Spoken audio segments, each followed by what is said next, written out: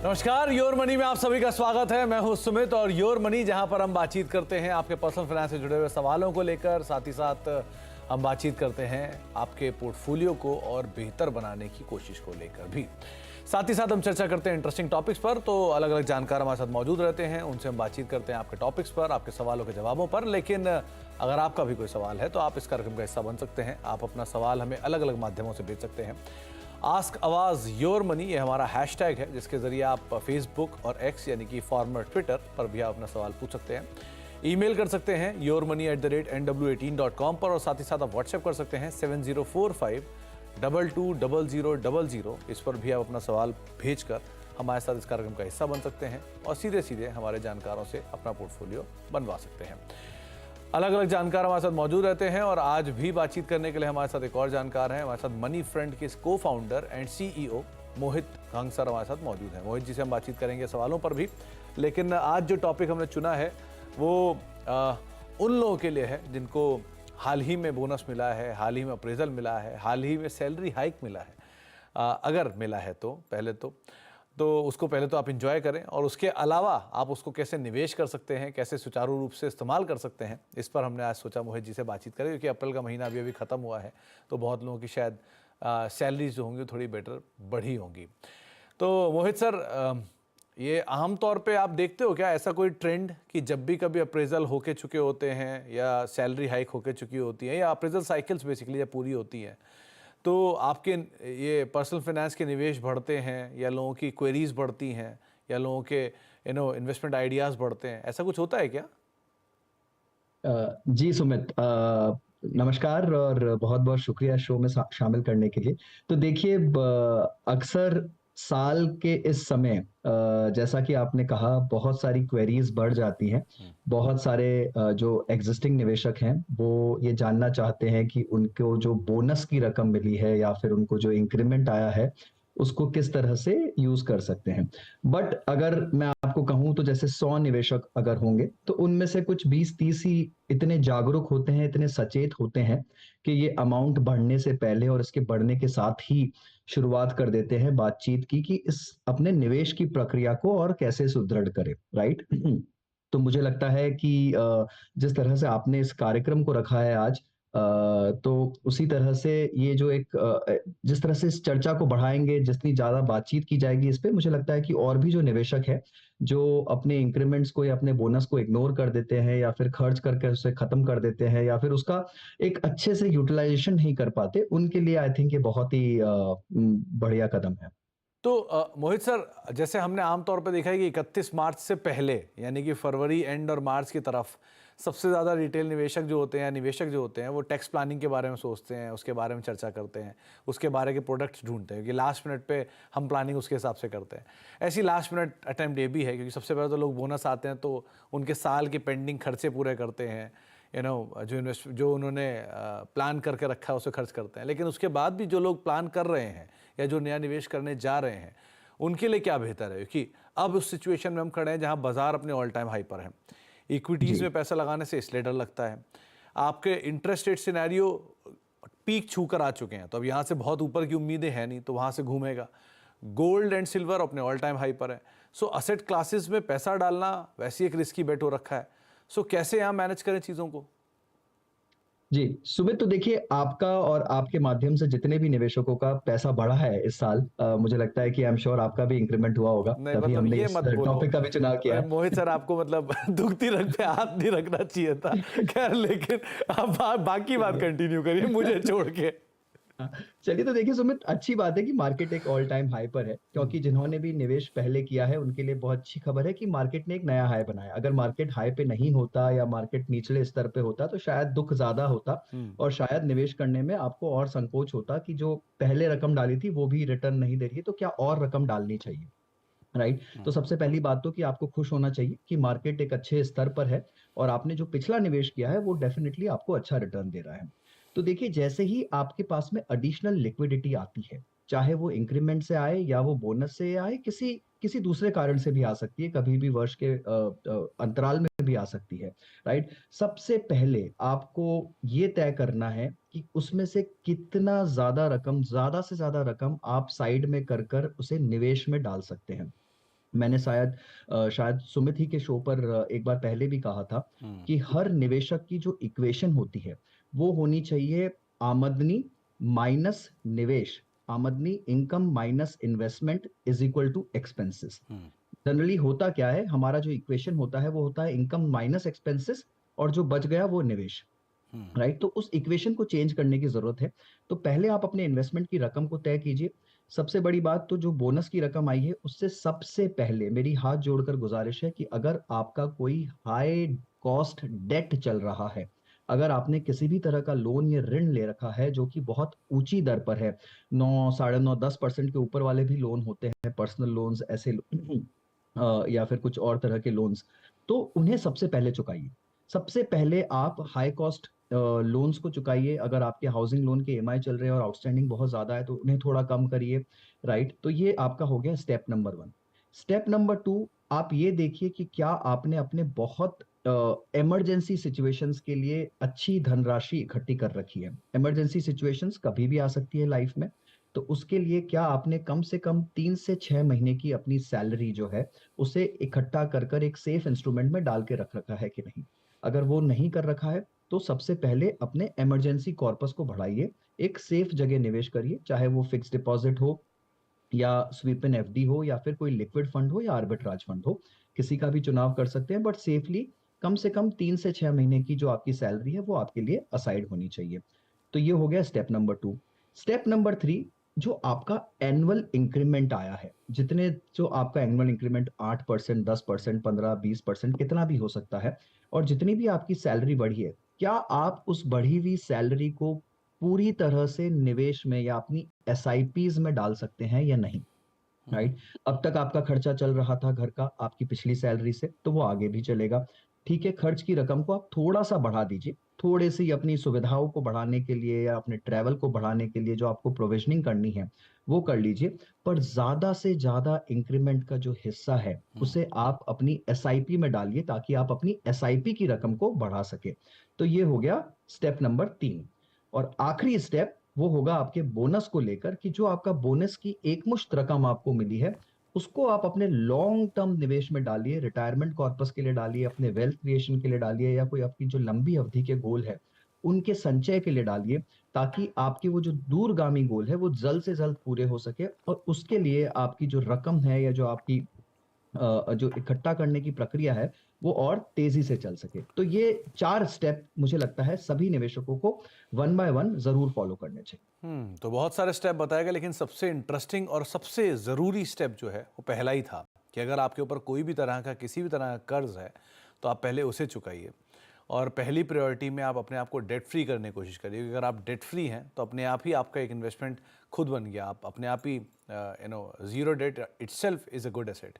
तो आप उसको पहली प्रायोरिटी में रखिए, और उसके बाद आप धीरे धीरे बाकी निवेश भी कर सकते हैं। लेकिन मोहित सर, कुछ लोगों के निवेश ना ऐसे होते हैं, मतलब अप्रेजल साइकिल्स होते हैं अलग अलग। तो कुछ लोगों के अप्रेजल एक आउटगो में आ जाता है अप्रैल के महीने में ही, कुछ लोगों के अप्रेजल्स जो होते हैं वो शायद अप्रैल, मई, जून पहले 3 महीने में आता है, तो कुछ लोगों का अभी आया 3 महीने का, फिर नेक्स्ट 3 महीने में या 6 महीने में। सो अगर किसी की इस तरह की पूंजी आ रही है जो 4 हिस्सों में आ रही है, 3 हिस्सों में आ रही है, उनके लिए क्या विकल्प खुलेंगे? क्योंकि वो ये ऑप्शंस तो ले ही सकते हैं, लेकिन निवेश कैसे करें या उसको कैसे प्लान करें? जी सुमित, तो देखिए जब भी आपकी रकम आ रही है मुझे लगता है कि आपको अगर देखिए रकम बहुत बड़ी है, एकदम से आप मार्केट के स्तर को देखकर थोड़े से घबरा रहे हैं, या आप अभी नहीं निवेश करना चाहते हैं किसी भी कारण से, या रकम टूट टूट कर आ रही है, इन सारे ही जगह पर आप क्या कर सकते हैं कि आप उस रकम को जैसे जैसे आ रही है उसे एक लिक्विड फंड में या एक डेट फंड में, मनी मार्केट फंड में डालिए। वहां से आप एसटीपी, सिस्टमैटिक ट्रांसफर प्लान की एक प्रक्रिया चालू कर सकते हैं, जहां से डेट से धीरे धीरे वो धनराशि जो है वो मूव कर कर उसी इक्विटी फंड में, उसी फंड हाउस के किसी अच्छे इक्विटी फंड में ट्रांसफर होती रहेगी। तो जैसे सपोज करिए आपके पास 25 रुपए इस महीने आए, आपने उसे लिक्विड में डाल दिया और आपने 10 रुपए की एसटीपी बांध दी, तो 10-10 रुपए करके हर महीने आपको उस 25 रुपए में से निकलकर डेट में से इक्विटी में जा रहा है। अगले महीने आपके पास में फिर 25 रुपए आते हैं, आपने उसको भी उसी लिक्विड फंड में डाल दिया, वो 10 रुपए की एसटीपी आपकी अभी भी जारी है। फिर 25 रुपए की आपकी जो बोनस की बची हुई रकम है वो आई, वो भी उसी लिक्विड फंड में चलेगी और आपकी एसटीपी जो है वो सुचारू रूप से पूरे साल चलती रहेगी। तो ये एक तरह से आपने अपने जो एसआईपी की धनराशि थी उसी को बढ़ा दिया है एसटीपी की प्रक्रिया चुनकर। इससे 2 फायदे हैं। पहली बात तो ये कि वो धनराशि जो है वो आपके सेविंग्स अकाउंट में आइडल नहीं पड़ी रहेगी, क्योंकि होता ये है सुमित अक्सर कि अगर सेविंग्स अकाउंट में मैंने पैसा छोड़ दिया है, तो वो कहीं न कहीं डेफिनिटली खर्च हो जाएगा। सबसे बड़ी गलती जो आप करते हैं वो ये है कि आप अपनी बोनस की रकम और इंक्रीमेंट की रकम को सेविंग्स अकाउंट में ऐसे ही छोड़ देते हैं। आप ये मानकर चलिए कि पैसा कोई ना कोई ज़रिया ढूँढ लेगा खर्च होने का। चाहे कोई ट्रैवल प्लान हो या कुछ बेवज़ह की खर्च हो या कुछ लग्ज़री आइटम हो, कहीं न कहीं वो पैसा निकल जाएगा। तो उसे आते ही आप बाँध दीजिए, चाहे तो लिक्विड फंड या आर्बिट्राज फंड में डालकर वहाँ से आप किसी इक्विटी फंड में एसटीपी की प्रक्रिया को शुरू कर दीजिए। अगर आपको बोनस की रकम टूट कर भी मिलती है, तो वापस उस लिक्विड फंड को या फिर उस आर्बिट्राज फंड को आप वापस भरते रहिए, उसमें वो रकम जोड़ते रहिए और आपकी एसटीपी की प्रक्रिया को चलने दीजिए। पर ये ज़रूर करिए कि जब भी जितनी भी अमाउंट से आपको इंक्रीमेंट आ रहा है, जितना भी आपको बोनस मिल रहा है, उसका जो सबसे बड़ा हिस्सा है, वो ज़रूर से ज़रूर आपके निवेश में जाना चाहिए, आपके लॉन्ग टर्म इन्वेस्टमेंट्स में जाना चाहिए। तो बहुत सारे पहलू जिनके ऊपर हमने बातचीत की, बहुत सारे तरीके जिनको आप इस्तेमाल कर सकते हैं, लेकिन ऑब्वियस ही बात है सबसे पहले प्रायोरिटी तो आपको डेट चुकाना है। दूसरी प्रायोरिटीज़ में आप निवेश भी करिए, खुद को भी खुश रखिए, आपने बहुत मेहनत की उसके लिए, लेकिन निवेश भी करिए और लॉन्ग टर्म में अपनी वेल्थ क्रिएशन जर्नी के ऊपर भी ज़रूर काम करिए। अब कहाँ पर निवेश करना है, कौन से फंड्स हैं, उस पर हम आगे मोहित सर से बातचीत करते रहेंगे। अब पहले कुछ दर्शकों से बातचीत कर लेते हैं और चलते हैं गुजरात। वहाँ पर हमारे साथ राजन जी मौजूद हैं। राजन जी नमस्कार, क्या सवाल है आपका? नमस्ते। बढ़िया सर। सर मेरा सवाल है कि मैं म्यूचुअल फंड में 15,000 की एसआईपी कर रहा हूँ, पोर्टफोलियो मैंने आपको भेज रखा है। जी। और उसके बाद सर मैं चाहता हूँ कि पोर्टफोलियो रिव्यू किया जाए और मैं 10,000 की एसआईपी का अमाउंट और बढ़ाना चाहता हूँ। ओके। उसके बाद मैं 6 लाख मेरे पास लमसम अमाउंट पड़ा, मैं लमसम में डालना चाहता हूँ, उसके लिए फंड सजेस्ट कीजिए। और उसके बाद वाइफ की इन्वेस्टमेंट करना चाहता हूँ 10,000 की एसआईपी पर मंथ। सर ये 3 चीज़ मेरे को बताइए प्लीज। तो एक आपसे बात पूछना चाहूँगा, आपने पहले बोला कि 10,000 रुपये की आप एक एडिशनल एसआईपी करना चाहते हैं राजन जी, तो 12,500 रुपये के ऊपर ये एसआईपी होगी, राइट?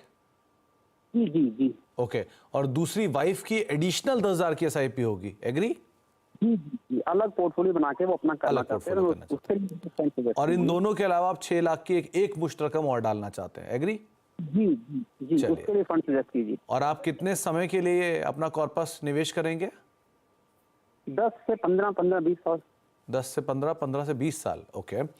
तो मोहित जी इन्होंने बहुत बखूबी से आपको ये समझा दिया कि कैसे निवेश करना चाह रहे हैं, क्या सिस्टमैटिक वे है इनका। तो इनकी एडिशनल एसआईपी के लिए क्या करें? क्या एग्जिस्टिंग फंड्स में ही अपनी एसआईपी को कंटिन्यू करें? दूसरा, एक मुश्त रकम को क्या सारे एग्जिस्टिंग फंड्स में डिवाइड करके डाल दें या कोई नया फंड होगा उसके लिए? तीसरा, वाइफ का जो फंड है उसको अपने पोर्टफोलियो से रेप्लिकेट कर दें या डाइवर्सिफाई करने के लिए उनके लिए अलग एक नया फंड बनाएं? कैसे आप करोगे इसको? जी तो राजन जी देखिए, सबसे अच्छी बात है कि आप अपने एसआईपी की रकम को काफ़ी अच्छी तरह से बढ़ाना चाहते हैं, जो कि एक बहुत अच्छी बात है। अगर मैं सिर्फ़ आपके 12,500 रुपए की एसआईपी को देखूँ, राइट, तो और आपने जो समय अवधि लिखी है 15 साल की और मैं 12% की दर अज़्यूम कर लूँ ग्रोथ की, तो ये जो आपका 12,500 रुपए की एसआईपी है, ये करीब-करीब आपको 74-75 लाख रुपए का पोर्टफोलियो इकट्ठा करके देगी। और आपका जो 2 लाख रुपए का ऑलरेडी निवेश हो रखा है, वो भी कुछ बढ़कर 10-11 लाख पर पहुँच जाएगा। तो सॉरी, जो 12,000 12,500 की एसआईपी है वो कुछ 63 लाख पे जाएगी। टोटल मिलाकर जो आपका कॉर्पस है वो करीब 74-75 लाख के आसपास पहुंच जाएगा। अब अगर आप 10-10 हजार रुपए की 2 अकाउंट्स में एसआईपी और शुरू करना चाहते हैं, तो ये आपके लिए बहुत अच्छा कॉर्पस ज़रूर खड़ा कर देगा। देखिए, आपकी जो स्कीम्स हैं वो बहुत अच्छी हैं। इसमें मुझे कहीं भी किसी भी बदलाव की आवश्यकता नहीं लगती है। Mirae Asset Emerging Blue Chip Fund, जिसे आजकल Mirae Asset Large and Mid cap Fund कहा जाता है, बहुत ही अच्छा शानदार प्रदर्शन वाला फंड है। नीलेश खुराना फंड मैनेजर है, बहुत सालों से इसे मैनेज कर रहे हैं और अपने अपने कैटेगरी में एक सर्वश्रेष्ठ फंड है, राइट? तो इसको आप बिल्कुल कंटिन्यू करिए। इसमें आप अपनी रकम को डेफिनेटली बढ़ा दीजिए। पहले इसमें एसआईपी लॉक था, बढ़ा नहीं सकते थे, पर इन्होंने अभी इसमें एसआईपी 25,000 रुपए तक हर महीने लेना शुरू कर दिया है। तो आप इस फंड में अपनी एसआईपी बढ़ा सकते हैं। उसी तरह पराग पारिक फ्लेक्सी कैप फंड अपनी कैटेगरी का सर्वश्रेष्ठ फंड है ये भी। इसमें आपको थोड़ा-सा इंटरनेशनल एलोकेशन भी मिल रहा है, तो यहाँ पर भी आप अपनी एसआईपी की रकम को बिल्कुल बढ़ा सकते हैं। Motilal Oswal mid cap fund बहुत ही शानदार प्रदर्शन रहा है पिछले 2 सालों में। अगेन अपनी कैटेगरी में काफी अच्छा फंड है, उससे पहले सालों में शायद इतना अच्छा प्रदर्शन नहीं था, बट अभी का अगर आप इसका पिकअप देखेंगे फंड का तो बहुत ही बेहतरीन है। यहाँ पर भी आप अपनी रकम को बढ़ा सकते हैं। HDFC defence fund and quant mid cap fund, ये दोनों भी बहुत बेहतरीन प्रदर्शन कर रहे हैं, और मुझे नहीं लगता कि आपके किसी भी फंड में कहीं भी चुनाव में कोई गलती है। तो ये तो आप बिल्कुल कंटिन्यू कर सकते हैं और इन सभी में आप अपनी एसआईपी की रकम बढ़ा सकते हैं। बात रही आपकी वाइफ का जो 10,000 रुपए का पोर्टफोलियो अलग से शुरू करना है, उसको अगर आपको नया स्वरूप देना है, देखिए मुझे नहीं पता उनके लक्ष्य क्या है, उनका रिस्क टॉलरेंस क्या है, बट मैं ये मान के चल रहा हूँ कि उन्हें भी पूरी तरह से इक्विटी का पोर्टफोलियो ही बनाना है। और मुझे अगर नए सिरे से नया पोर्टफोलियो बनाना है तो सबसे पहले मैं एक passive large cap index fund का चुनाव करूंगा। यहाँ पर मैं बंधन निफ्टी 50 इंडेक्स फंड या फिर Pru ICICI Nifty 50 index fund में डालूंगा 5,000 रुपए। ईडलवाइज मिड कैप फंड यहाँ पर डालूंगा 2,500 रुपए। प्रू आईसीआईसीआई स्मॉल कैप यहाँ पर डालूंगा 2,500 रुपए। तो ये मेरे 10,000 रुपए का जो पोर्टफोलियो आपको अपनी वाइफ के लिए बनाना है, आप उसकी शुरुआत यहाँ से कर सकते हैं। और अपने लिए जो 10,000 रुपए बढ़ाने हैं वो मेरी राय रहेगी कि आप अपने एग्जिस्टिंग स्कीम्स में ही बढ़ाएं।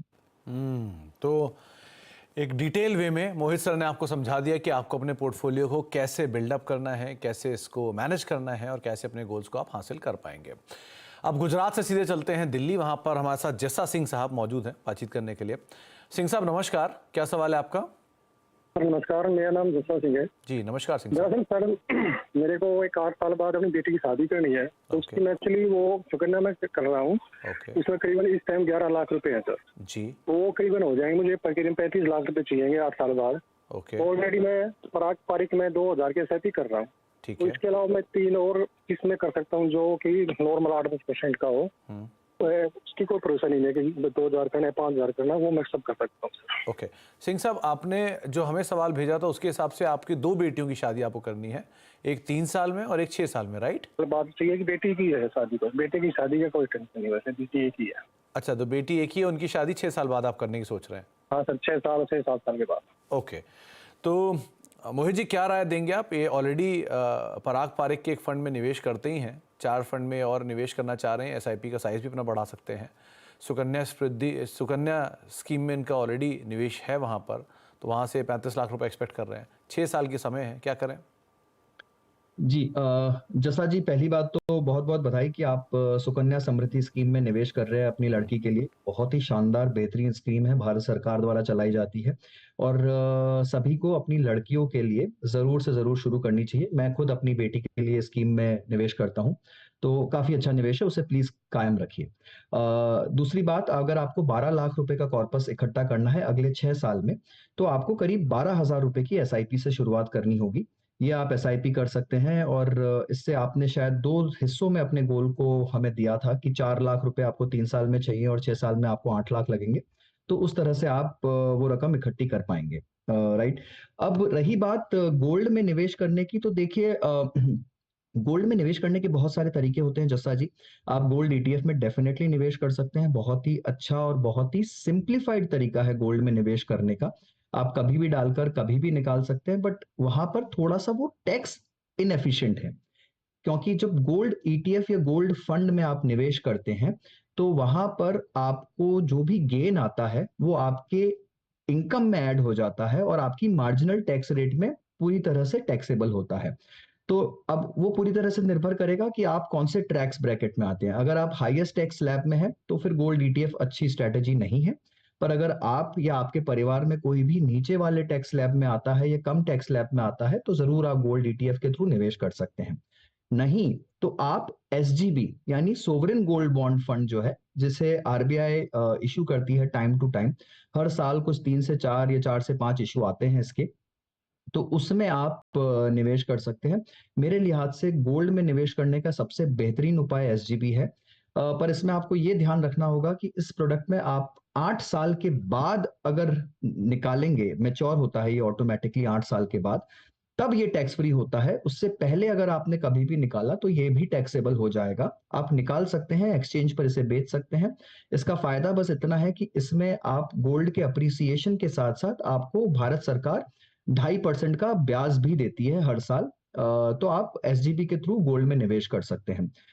रही बात आपके एसआईपी की, तो आप पराग पारिक फ्लेक्सी कैप शायद आपने बोला कि आप ऑलरेडी कर रहे हैं, आप एक अच्छी लार्ज कैप फंड, यहाँ पर आप Pru ICICI Nifty 50 index fund का चुनाव करिए, और एक मिड कैप फंड में आप yield wise mid cap fund और Mirae Asset Large and Mid cap fund का भी आप चुनाव कर सकते हैं। इसके अंदर में आप निवेश कर सकते हैं और एक अच्छा पोर्टफोलियो बना सकते हैं। अगर आपको थोड़ा सा सेफ एलोकेशन करना है तो ईडल वाइज बैलेंस एडवांटेज फंड को भी आप अपने पोर्टफोलियो में शामिल कर सकते हैं। तो सिंह साहब, बहुत सारे आपको बदलाव बताए हैं मोहित सर ने, आप उसको अकॉर्डिंगली फॉलो कर सकते हैं और उम्मीद लगाते हैं कि आप जो टारगेट्स लेके चल रहे हैं, जो गोल्स लेके चल रहे हैं, वो शायद अचीव होते हुए दिखाई पड़ेंगे आपकी इस समय अवधि के दौरान। एक ब्रेक का वक्त हो गया, ब्रेक के बाद लौटेंगे, वहाँ लौटने के बाद चलेंगे वाराणसी, वहाँ पे हमारे साथ अरविंद जी मौजूद रहेंगे, उनसे हम चर्चा करेंगे उनके पोर्टफोलियो के ऊपर भी। छोटे से ब्रेक के उस तरफ आप देख रहे हैं योर मनी में हम बातचीत कर रहे हैं आज मोहित सर से चर्चा कर रहे हैं हम कि अगर आपको बोनस और सैलरी हाइक मिला है तो उस फंड का कैसे इस्तेमाल आप कर सकते हैं अपने बेटरमेंट के लिए, अपने पोर्टफोलियो को और सुचारू रूप से चलाने के लिए। इसके अलावा दर्शकों से बातचीत कर रहे हैं और अगले दर्शक हमारे साथ वाराणसी से अरविंद कुमार साहब मौजूद हैं। कुमार साहब नमस्कार, क्या सवाल है आपका, पूछिए। हाँ सर, नमस्कार सर। नमस्कार कुमार साहब। सर मेरी एसआईपी चल रही है सर 18,000 की। ओके, मैं शायद पोर्टफोलियो आपको मैं सेंड भी कर दिया हूँ जी। तो सर उसमें मैं 7,000 की एसआईपी और ऐड करना चाहता हूँ। ओके, तो किस फंड में ऐड करूँ सर? और जो मेरी एसआईपी चल रही है क्या वो ठीक चल रही है, क्या उसमें कुछ चेंज की जरूरत है? तो कुमार साहब, आपके जो आपने निवेश शुरू किया था कब किया था और अभी आपकी एज क्या है? मेरी एज सर इसमें मतलब 37 साल है। मैं 19 से शुरू किया था। जब आपकी उम्र 19 साल थी? क्या सर? जब आपकी उम्र 19 साल थी या सन 2019 से? नहीं, सन 2019 से। ओके, चलिए। तो मोहित जी, क्या करना चाहिए? इनका 18,000 रुपये के आसपास का एसआईपी है, ये और 7,000 रुपये की एडिशनल एसआईपी करने के इच्छुक हैं। पोर्टफोलियो एग्जिस्टिंग 11 लाख के आसपास का है और ये कौन से फंड्स बेहतर हैं, क्या रिव्यू है आपका, और दूसरा कुछ बदलाव की ज़रूरत है क्या? इन्होंने जो लक्ष्य रखा है कि 20 साल में बेटी की पढ़ाई के लिए 50 लाख रुपए और 25 साल में बेटी की शादी के लिए करीब 50 लाख रुपए चाहिए, और ये 26 साल में रिटायरमेंट में 6 करोड़ रुपए की इच्छा रख रहे हैं। सो थोड़े टफ गोल्स हैं, लेकिन करें क्या? जी, सुमित, देखिए, अच्छी बात यह है कि इनके पास में बहुत अच्छी समय अवधि है। 20-25 साल की जो समय अवधि होती है वो बहुत बड़ी और बहुत ही अच्छी समय अवधि है। तो समय इनके साथ में है। गोल्स बेशक टफ है, पर जिस तरह से इन्होंने अपने लक्ष्य साधे हैं और जब अभी से इन्होंने प्लानिंग शुरू की है तो ये डेफिनेटली अपने गोल्स अचीव कर लेंगे। 25,000 रुपए की अगर ये एसआईपी करते हैं मंथली, तो देखिए करीब 25 साल में ये 25,000 रुपए की जो एसआईपी है ये इनको कुछ 5,37,00,000 रुपए के आसपास की रकम इकट्ठी कर देगी। 12% का अगर मैं अजम्पशन लूं ग्रोथ का, तो एक बहुत ही अच्छी बड़ी रकम ये सिर्फ 25,000 रुपए की रेगुलर एसआईपी से जमा कर पाएंगे। दूसरी बात, इनका एनपीएस का जो जा रहा है 9,000 रुपए का मंथली डेबिट, वो भी बहुत अच्छा इन्होंने एक साध रखा है कि एनपीएस में कंट्रीब्यूट कर रहे हैं, जो इनके रिटायरमेंट कॉर्पस के लिए काफी अच्छा रहेगा। तो एनपीएस 9,000 रुपए का अगर मैं अज्यूम करूं तो ये करीब करीब इनके रिटायरमेंट के समय इन्हें 3-3.25 करोड़ रुपए की एडिशनल रकम यहाँ से इकट्ठी हो जाएगी। तो इनके लक्ष्य साधने में इन्हें कहीं दिक्कत नहीं आएगी। इनफैक्ट इनके पास में एनपीएस और मंथली एसआईपी के कॉर्पस को जोड़कर जो इनको अपनी बेटियों की पढ़ाई के लिए या फिर शादी के लिए जो रकम साइड में रखनी है वो भी ये आराम से निकाल पाएंगे, उसमें इन्हें कहीं दिक्कत नहीं होगी। बट आवश्यकता इतनी है कि 25 साल देखिए बहुत लंबी अवधि है, आप कहीं पर भी इसे ब्रेक नहीं आने दीजिए और जितनी हो सके कोशिश करिए कि आप अपने एसआईपी के कॉन्ट्रीब्यूशंस को, एनपीएस के कॉन्ट्रीब्यूशंस को बढ़ाते जाइए, तो आप बहुत ही कंफर्टेबली इससे भी ज्यादा अच्छा और बड़ा लक्ष्य हासिल कर लेंगे। मुझे लगता है अरविंद जी, आपको 10 करोड़ का लक्ष्य साधना चाहिए और उसके हिसाब से आपको अपनी प्लानिंग करनी चाहिए। रही बात आपके स्कीम्स की, तो देखिए मेरा asset large cap fund, Kotak flexi cap fund, HSBC mid cap और एसबीआई स्मॉल कैप और एबीएसएल टैक्स फ्री, आपने सारे ही मार्केट कैप्स में एक एलोकेशन बांध के रखा है, जो कि अच्छी बात है। आपके पास में लार्ज कैप फंड है, फ्लेक्सी कैप है, मिड है, स्मॉल है और एक टैक्स रिलीफ फंड है। तो एलोकेशन वाइज कहीं पर भी कुछ भी इसमें ऊपर नीचे नहीं है, बहुत ही अच्छा एलोकेशन है। आप चाहें तो इन्हीं फंड्स में टॉप अप कर सकते हैं। फ्लेक्सी कैप में मेरी राय रहेगी कि आप कोटक में टॉप अप ना कर जो नया एसआईपी करने चाह रहे हैं वो आप कोई दूसरे फंड का चुनाव करिए। आप चाहें तो किसी मल्टी कैप फंड का चुनाव कर सकते हैं वहां पर। आप ABSL मल्टी कैप या फिर Pru ICICI multi cap fund का चुनाव कर सकते हैं। मिड कैप और स्मॉल कैप में आपकी पसंद काफी ठीक है, उन्हें आप कंटिन्यू करिए, और लार्ज कैप में भी ठीक है, पर अगर आप चाहें तो एक पैसिव फंड का चुनाव कर सकते हैं। मेरी राय ये रहेगी, क्योंकि आपका लक्ष्य बहुत बड़ा है और काफी बड़े गोल्स हैं आपके, तो आप एक लार्ज कैप में UTI Nifty 200 momentum 30 index fund का चुनाव करिए अरविंद जी। ये काफी अग्रेसिव फंड है और ये एक फैक्टर बेस्ड फंड है। इसका चुनाव करने से आपके पोर्टफोलियो की रफ्तार थोड़ी और तेज हो जाएगी, तो आप चाहे तो इस फंड का शुमार कर लीजिए। तो अरविंद जी, आपको बहुत सारे फंड्स भी बताए हैं मोहित सर ने, और कुछ बदलाव भी बताए हैं जिनको आप यहाँ पर कर सकते हैं अपने पोर्टफोलियो में आपके गोल्स को अचीव करने के लिए। बहुत बहुत शुक्रिया मोहित सर हमारे साथ मौजूद रहने के लिए, टॉपिक पे बातचीत करने के लिए, और सभी जो दर्शक हैं उनके सवालों के जवाब देने के लिए। ब्रेक पे जाने का वक्त है, लेकिन जाने से पहले मोहित सर की तरफ से टॉप 4 फंड्स हैं वो आप स्क्रीन पर देखेंगे। आप उसकी फ़ोटो खींच सकते हैं, आप उनको लिख सकते हैं और उनमें अकॉर्डिंगली निवेश कर सकते हैं। फिलहाल योर मनी में इतना ही। नमस्कार।